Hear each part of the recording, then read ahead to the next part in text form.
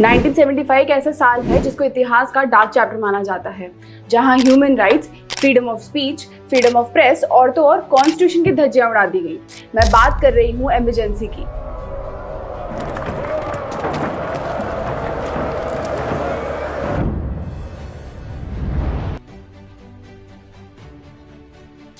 ये कहानी शुरू करने से पहले चलिए जानते हैं कि आखिर ऐसी कौन सी परिस्थिति थी कि आखिर ये स्टेप लिया गया। Events that led to the grave mistake. Emergency से पहले का टाइम काफी अनस्टेबल था, with growing unemployment, rampant inflation और खाने की कमी। इन कंडीशंस के साथ देश के कई हिस्सों में प्रोटेस्ट और राइट्स भी देखने मिले। ये पूरा सिलसिला शुरू हुआ गुजरात से, फिर ये पहुंचा बिहार और फिर बाकी नॉर्थ इंडियन स्टेट्स में। दिसंबर 1973 में एलडी कॉलेज ऑफ इंजीनियरिंग के स्टूडेंट्स ने स्ट्राइक शुरू की against the hike in school fees. इसके एक महीने बाद गुजरात यूनिवर्सिटी के स्टूडेंट्स ने सरकार बदलने के लिए प्रोटेस्ट करे एंड इस मूवमेंट को नवनिर्माण मूवमेंट या कहे मूवमेंट ऑफ रीजनरेशन घोषित किया गया। इस टाइम कांग्रेस का रूल था इन द स्टेट और करप्शन अपनी चरम सीमा पे। स्टेट के चीफ मिनिस्टर रहे चिमन भाई पटेल को लोगों ने चिमन चोर के नाम से भी रेफर किया। ये प्रोटेस्ट कम होते उससे पहले प्रोटेस्ट में स्टूडेंट्स के साथ साथ फैक्ट्री वर्कर्स और सोसाइटी के अन्य वर्ग के कई लोग जुड़ना शुरू हो गए। अच्छा, अब ये बताओ, जब राइट्स होते तो क्या होता है? भाई बसेस को जलाना, गवर्नमेंट बिल्डिंग्स को जलाना, ये कोई नया ट्रेंड नहीं है और बहुत पहले से चला आ रहा है। #Old vibes. फिर फेब 1974 में असेंबली को स्थगित कर फाइनली प्रोटेस्ट को कंट्रोल करने के लिए प्रेसिडेंट रूल लगाया गया इन द स्टेट। गुजरात में हालात संभलते उससे पहले गुजरात से इंस्पायर होकर सिमिलर मूवमेंट बिहार में भी शुरू हो गया, जब स्टूडेंट्स प्रोटेस्ट इरप्ट हुआ इन मार्च 1974, जिसको सपोर्ट किया ऑपोजिशन ने। JP Narayan, also called as JP, played a significant role in Indira Gandhi declaring emergency.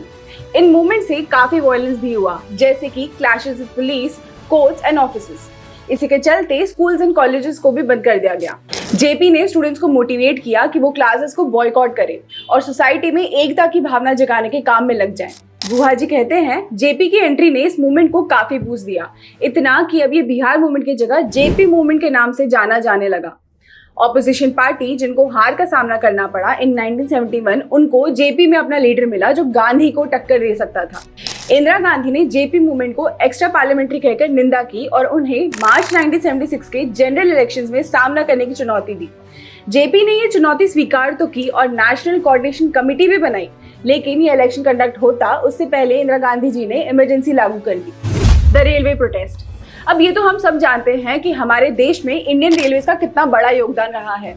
हर रोज करोड़ों भारतीयों को अपनी मंजिल तक पहुंचाने के काम से लेकर गुड्स को पूरे देश में ट्रांसपोर्ट करना। अब सोचो, अगर इंडियन रेलवेज एक दिन के लिए हॉलिडे पे चली जाए, कितने लोगों का पूरा सिस्टम उधर पुधर हो जाएगा, राइट? 3 हफ्ते तक चले इस रेलवे प्रोटेस्ट ने देश को पैरालाइज कर दिया था। This was led by socialist leader George Fernandes. इस प्रोटेस्ट ने लोगों के और माल के मूवमेंट पे रोक लगा दी थी। कहा जाता है इस प्रोटेस्ट में करीब 1 लाख रेलवे कर्मचारियों ने हिस्सा लिया। इंदिरा गांधी ने इसके लिए सख्त कार्रवाई भी की और हजारों एम्प्लॉय को गिरफ्तार तो किया, पर साथ में उनकी फैमिलीज को क्वार्टर से भी निकाल दिया। 1971 में इंदिरा गांधी ने रायबरेली से चुनाव जीता, लेकिन उसके विरोधी राजनारायण ने इलाहाबाद हाईकोर्ट में जाकर इल्जाम लगाया कि उन्होंने चुनाव के दौरान भ्रष्टाचार किया था। ये दावा किया गया कि उन्होंने अपने कैंपेन्स में तय सीमा से ज्यादा पैसे खर्च किए हैं। फिर 12 जून 1975 को कोर्ट ने इंदिरा गांधी को दोषित मानकर उनकी जीत को नल एंड वॉइड डिक्लेयर किया। खैर, उनको 20 दिन का समय भी दिया गया कि वो सुप्रीम कोर्ट में अपील कर सके। उसके बाद जून 24 को सुप्रीम कोर्ट ने हाई कोर्ट के ऑर्डर पे कंडीशनल स्टे लगाया, जिससे हुआ यूं कि पार्लियामेंट में वो रह तो सकती थी पर वोट नहीं कर सकती थी, जब तक सुप्रीम कोर्ट उनकी अपील पर कोई फैसला न दे दे। इस फैसले ने ऑपोजिशन और विरोध की आवाज और बढ़ा दी, जो इंदिरा गांधी के खिलाफ थी। Even senior member of Congress की भी यही सोच थी कि अब इंदिरा गांधी जी को इस्तीफा दे देना चाहिए ताकि पार्टी बची रहे। डिक्टेटरशिप की परिभाषा कहें तो शायद ये यही होती है कि आप खुद सोचने लग जाएं कि आप ही मसीहा हैं जो सारी प्रॉब्लम्स को सॉल्व कर सकते हैं। नाउ आप ही प्रॉब्लम ओरिजिनेटर हैं और आप ही प्रॉब्लम सॉल्वर भी बनना चाहें। ऐसा थोड़ी होता है। ये प्रॉब्लम भी तो आप ही की वजह से हुई है। आप ही की तो गवर्नमेंट थी जिसने केओस क्रिएट किया था। खैर, फिर सुप्रीम कोर्ट के जजमेंट के बस एक दिन बाद एक ऑर्डिनेंस ड्राफ्ट किया गया declaring a state of internal emergency, और 25 जून 1975 को भारत के राष्ट्रपति फखरुद्दीन अली अहमद के आदेश से इंदिरा गांधी ने इमरजेंसी घोषित किया, स्टेटिंग कि देश की सुरक्षा और स्थिरता को खतरा है। भाइयों और बहनों, राष्ट्रपति जी ने आपातकाल की घोषणा की है। इससे आतंकित होने का कोई कारण नहीं है। इस दौर में लोगों के बेसिक राइट्स को छीन लिया गया और सरकार ने प्रेस पर सख्त प्रतिबंध लगाए, जैसे 26 जून के न्यूज़पेपर पब्लिकेशन को ही रोक देना एक्सेट्रा। इमरजेंसी में गवर्नमेंट ने पावर को सेंट्रलाइज किया और ऑपोजिशन के लीडर्स में से जयप्रकाश नारायण, LK आडवाणी, अटल बिहारी वाजपेयी और मोरारजी देसाई को पकड़ जेल में बंद कर दिया गया। इमरजेंसी के हॉरिफिक टाइम को याद करें तो संजय गांधी द्वारा फोर्स्ड स्टरलाइजेशन ड्राइव या कहीं नसबंदी भी एक बहुत बड़ा कारण बना for the fall of this government from the hearts of people. लोगों को लिटरली जानवरों की तरह पकड़कर उनकी जबरदस्ती नसबंदी करवा दी जाती थी। खांडू केनू कामले जी इंडियन एक्सप्रेस को दिए अपने 2015 के इंटरव्यू में इमरजेंसी के दिनों को याद करते हुए कहते हैं कि all we wanted were met any man. हजारों की तरह कामले जी जो महाराष्ट्र के बरसी से बिलोंग करते थे, उनकी भी जबरन नसबंदी करवा दी गई इन 1976। ये सब क्यों किया गया? To control population in the country. 1951 में इंडिया की पॉपुलेशन अप्रोक्सीमेटली 361 मिलियन थी, एट प्रेजेंट ये इतनी है। और डेमोग्राफर आर गोपाल स्वामी के मुताबिक ये 5 लाख बढ़ती एवरी ईयर। और स्टेट की वजह से ये एस्टिमेट किया गया कि इंडिया अपनी बेसिक फूड डिमांड को भी नहीं मीट कर पाएगा even after million of imports. तो गोपाल स्वामी जी ने सोल्यूशन दिया टू मास स्टरलाइज, यानी कि एक बड़ी मात्रा में लोगों की नसबंदी करवाना, जिसके लिए नेशनल फैमिली प्लानिंग प्रोग्राम भी लॉन्च किया इन 1952, जिसमें लोगों में जागरूकता बढ़ाने की कोशिश की जाने लगी और इसके लिए मॉनिटरी इंसेंटिव भी दिया जाने लगा। अब देखो, जब आप इंडिया की बात करते हो ना, तो आपको ये समझने की जरूरत है कि कंट्री में लिटरेसी रेट ज्यादा तो है नहीं और उस टाइम तो ये सिर्फ 30 to 40% थी। तो लोगों में कुछ सुपरस्टिशन भी थी। कई लोगों को लगा कि ये करवाने से उनमें सेक्स ड्राइव खत्म हो जाएगी और किसी को तो ऑपरेशन टेबल पे ही मरने का डर था। तो मोटा मोटी बात ये है कि ये प्रोग्राम उतना सक्सेसफुल नहीं हुआ। अब प्रॉब्लम तो थी, तो अब जो काम सीधे नहीं हुआ उसको जबरदस्ती कराया गया। इमरजेंसी के पहले 1972 एंड 1973 में बिलो एवरेज रेनफॉल ने फूड शॉर्टेज बढ़ा दी। Adding to that was oil crisis of 1973, जिसकी वजह से इंडिया का फॉरेक्स खत्म हो रहा था and inflation all time high पे था। और इन सबका सोल्यूशन क्या दिया गया? Population control. अब क्योंकि इमरजेंसी थी तो गवर्नमेंट भी इसके लिए थोड़ा और पुश कर सकती थी। संजय गांधी, जिनकी कोई ऑफिशियल पोजीशन तो नहीं थी in the government, but still the mastermind behind this, और शायद उन्होंने ये कुछ ज्यादा ही पर्सनल ले लिया। उनके 5 पॉइंट प्रोग्राम में this was also included and he wanted results in 1 year. इसके लिए उन्होंने अपने पूरे रिसोर्सेज को लगा दिया। स्टरलाइजेशन कैंप्स बनाए गए एंड एम्बिशियस टारगेट सेट किए गए। गुहा जी बताते हैं बहुत सारे लोअर गवर्नमेंट एम्प्लॉय जिनकी सैलरी क्लियर नहीं हुई थी, उनसे स्टरलाइजेशन सर्टिफिकेट मांगे गए as a condition to get their payment.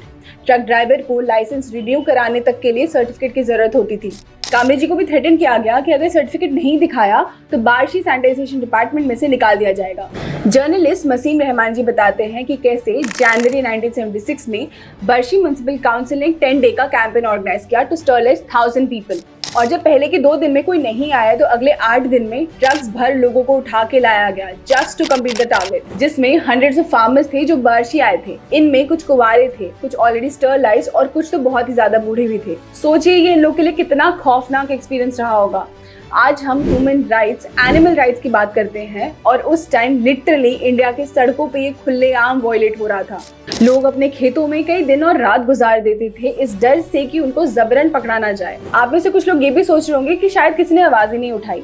Journalist Kuldeep Nair अपनी 1977 की book the judgement inside story of emergency in India में बताते हैं, नारकादिक जो एक जगह है यूपी के सुल्तानपुर में, गाँव वालों को स्टरलाइजेशन कैंप्स में इकट्ठा किया गया था। उन्होंने पुलिस को अटैक भी किया अपने आप को बचाने के लिए, लेकिन इसके जवाब में पुलिस ने ओपन फायर कर दिया, जिसमें से कम 13 लोग की मौत हो गई।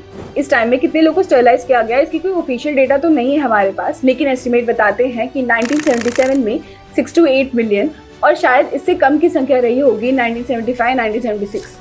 ये नंबर्स जो भी रहे हों, इतना तो साफ है कि आज भी अगर नसबंदी वर्ड यूज किया जाए तो लोग इसे सीधा इमरजेंसी से रिलेट करते हैं और इसे ही 1977 के इंदिरा गांधी जी के डिफीट का मेजर कारण भी माना जाता है। इमरजेंसी से हमें ये सीख मिलती है कि इंस्टीट्यूशंस का मजबूत होना कितना इंपॉर्टेंट है।